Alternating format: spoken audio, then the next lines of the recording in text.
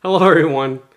As you can guess, today I like to talk about Pokemon.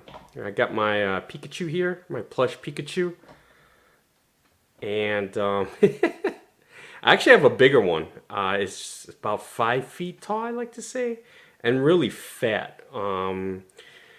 But the thing is, that one looks like the face is so big and fat that it looks like it got punched in the face. This one looks more like a typical Pikachu. Not sure why I want to talk about Pokemon, but first of all, really, if just to bring up the subject,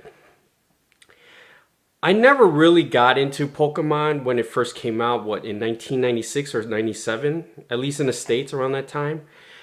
I knew about it though. At that time, it was wildly popular. Now, I've no clue what station it came on, the anime at least. I don't know if it was on like WB or something like that, or it was on like on Rabbit Ears, or it was a cable.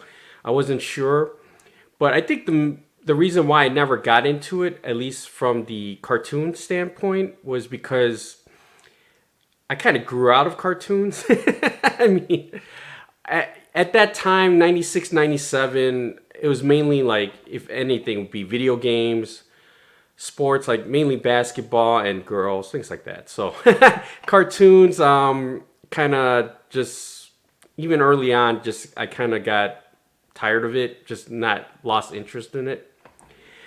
But at that time, I remember for sure you couldn't get away from Pokemon, especially Pikachu. And it was like the biggest thing for sure. I mean, just seeing Pikachu, you knew what it was. You know, you knew what anime it was, things like that. So, and even till all that time from then till I'd say 2 years ago, I never ever got into Pikachu. I never knew outside these being Poketo monsters, right? These are pocket monsters. I never knew like what the storyline was or the mechanics, the details of Pokemon in general. I knew that there was a cartoon that was widely popular. I knew some of the characters like Pikachu, maybe Charmander, Bulbasaur. I think those were the main. When you see them, you know they're Pokemon. Ash in particular, as the protagonist. So I recognize that. I just don't know what the storyline was or anything like that. And I also knew there's a TCG related to it when it came out the same time, the trading card game. But I was never into those things too, like Magic and The Gathering and anything. I never got into those card games, so I never, really cared about it. Now, the only other thing that I was somewhat into Pokemon, and mean somewhat is more from a collection standpoint, was the video games. I got the red and blue for the original Game Boy. Never played it. That's the problem. I never played it, so I just have it. I just never played it. I might play it sometime now, knowing what it is, but just and then maybe some other games like some Smash games that I have that included Pokemon. I don't think I have other Pokemon games per se. Just yeah, it would be like Melee or something like that. Would have Pikachu and Jigglypuff, but outside of that, never got into Pokemon until a couple years ago. And what happened was, I think the I mentioned a trading card game. Those cards are just absolutely insanely popular. I don't know why. You'll see like shorts or TikTok or something like that where people are just when there's new cards coming out, people just line up and just hoard them like crazy. There's stuff like at Costco where you see like just a line forming when they just put the new boxes on, and when they allow them, they just grab like as much as they can, put it in cart and just keep grabbing it. It's just insane. They're scalping those things too. So, it seems like for the TCG for Pokemon, where you're supposed to actually play it, get those cards and play it. Those cards, I think maybe there's like the people who have them, maybe out of that, like 5% or so actually play them, play it as a card game. maybe 30-40% of that who actually buy those cards actually buy them to collect or keep, things like that. Because I gotta admit, some of the art is pretty nice. And then the rest are just people who don't even know what they are or care about them. Just they're there just to resell, and make money out of it. So anyway, so that's when I first kind of got into Pokemon, like following what the stories were, and it happened to be the TCG part of it. And I guess because of that, YouTube knew what I was looking at, and they kind of recommended me a channel called Pokemon TV, which is, I think it was just created a few years ago. And the very first episode, season 1, episode 1 of Pokemon, was recommended from that channel. And I'm like, what the heck? Take a look. I had nothing to do that day, probably for a couple years ago. And then I started watching it. All I can say is this. And time has passed. We're talking about 25 plus years since it first came out. I wouldn't say it was anything sophisticated or anything. It was definitely like a kid's type of anime. And let me give you background of my anime viewing.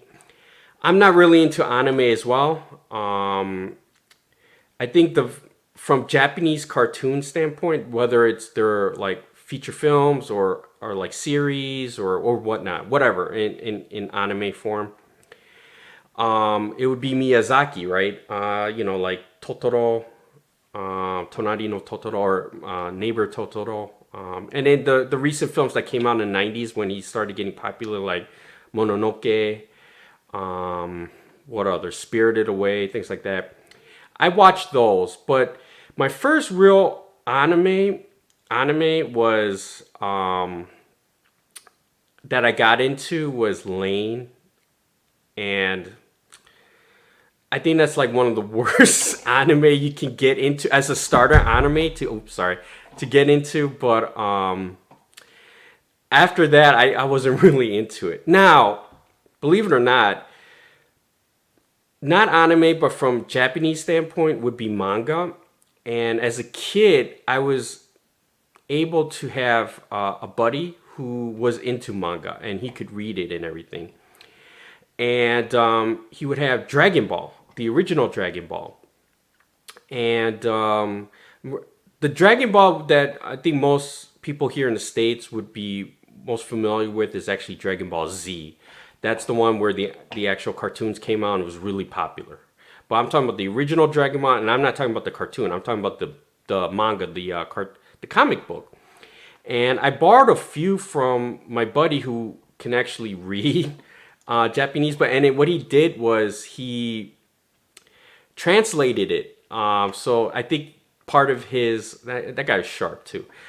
Part of his learning of Japanese was reading the manga in Japanese and then understanding it and then translating it. He wrote in English, and then I basically borrowed his comics. I don't think I have all the volumes.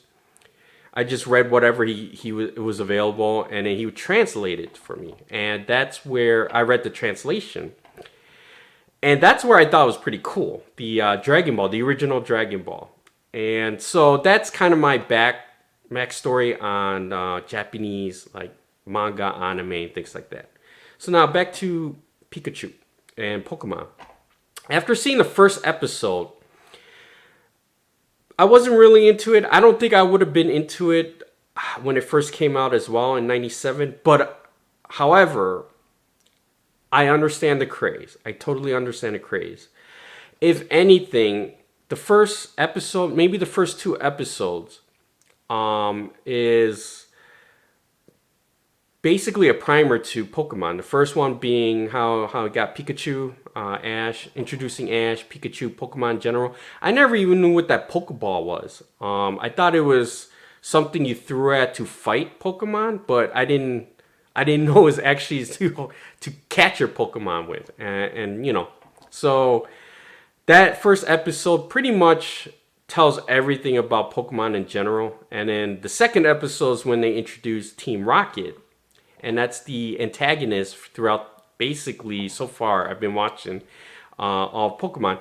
And again, I wasn't really, it wasn't a big thing watching like, ooh, I got to really get into the series, but I have been watching because this YouTube channel is pretty unique. It's like they're re-releasing all the episodes. I assume it's from the Pokemon company, and they're releasing these episodes basically every other day.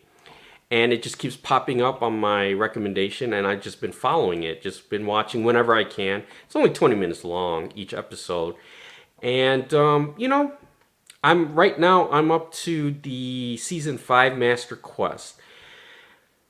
One thing I want to say about Pokemon from a music standpoint, because that's usually, it has to have good music.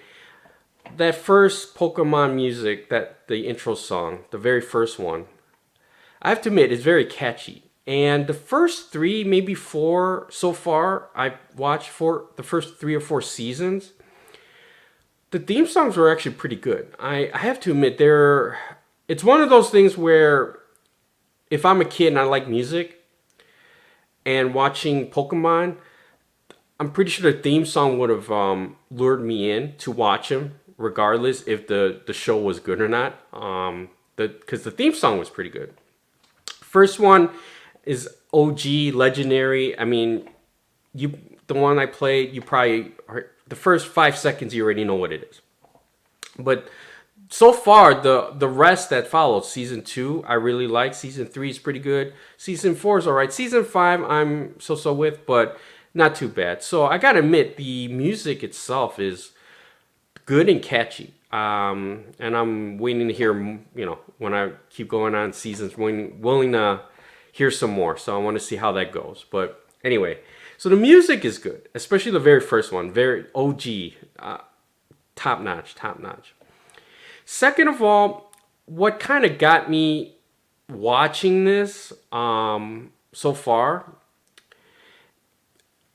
really the Pokemon itself, and like most manga or anime that are series and so forth, not the feature film but series,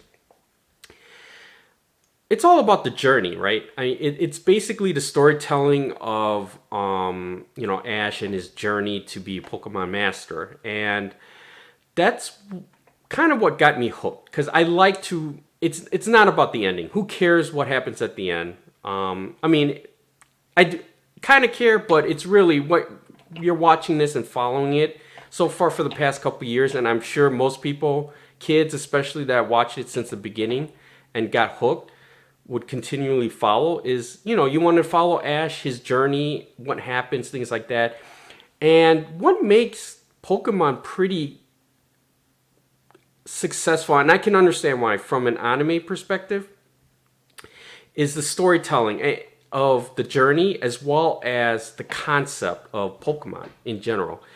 Pokemon, they're just pets. I mean, they're just basically animals that they seen in real life, right? And then this being a mouse, and then you got cats, dogs, all kinds of stuff, lions, whatever you want.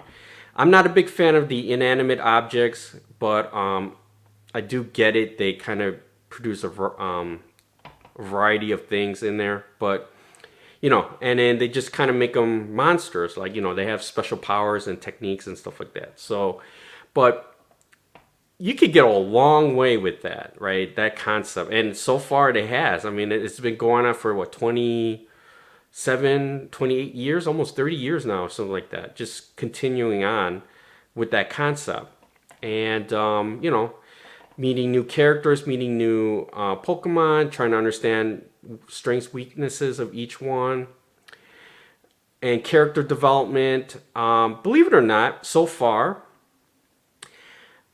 Ash and Brock and Misty, I'm so with from a character standpoint. Even Ash with Pikachu, I'm okay with. The best development or the best bond I've seen that I really enjoy is actually Team Rocket. And that's why I wanted to bring them up too, because